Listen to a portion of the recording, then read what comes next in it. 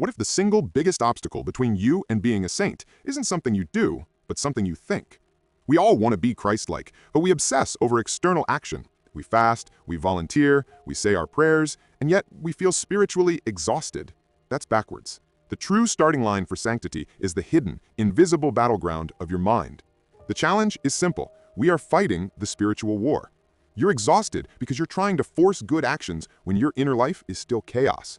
You manage to bite your tongue or perform a work of mercy, but 10 minutes later, that old nasty thought, the judgment, the envy, the doubt, it rushes right back in. We try to scrub the surface clean while ignoring the polluted wellspring underneath.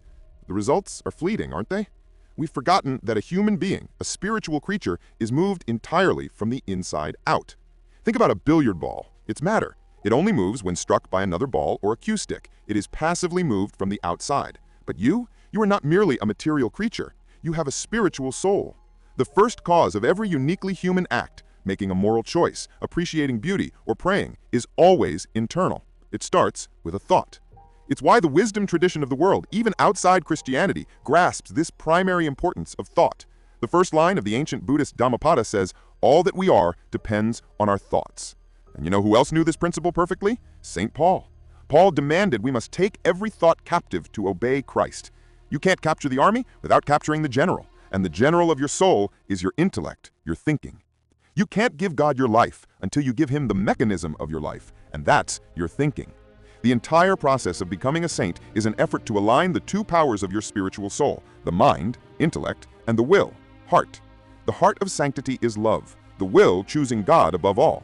But your will, your heart, cannot love what your mind doesn't first show it.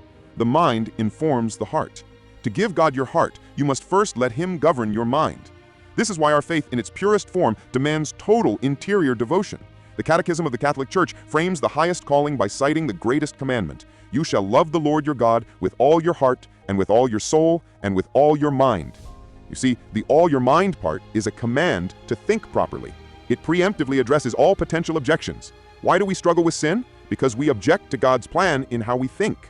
But if we submit our intellect, our thought life to Christ, the rest becomes possible.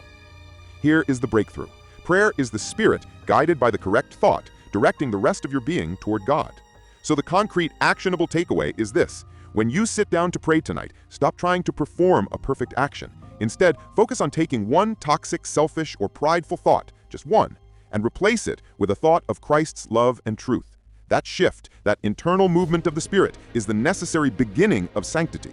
Master the thought, and the act of love will follow. Think love, and you will choose love. Sanctity isn't a checklist of external accomplishments. It's the simple yet profound act of granting God's sovereignty over your interior world, starting with what you allow into your mind. Knowledge of Christ's truth is what moves your heart to love him, and that love transforms your actions, your character, and ultimately your eternal destiny.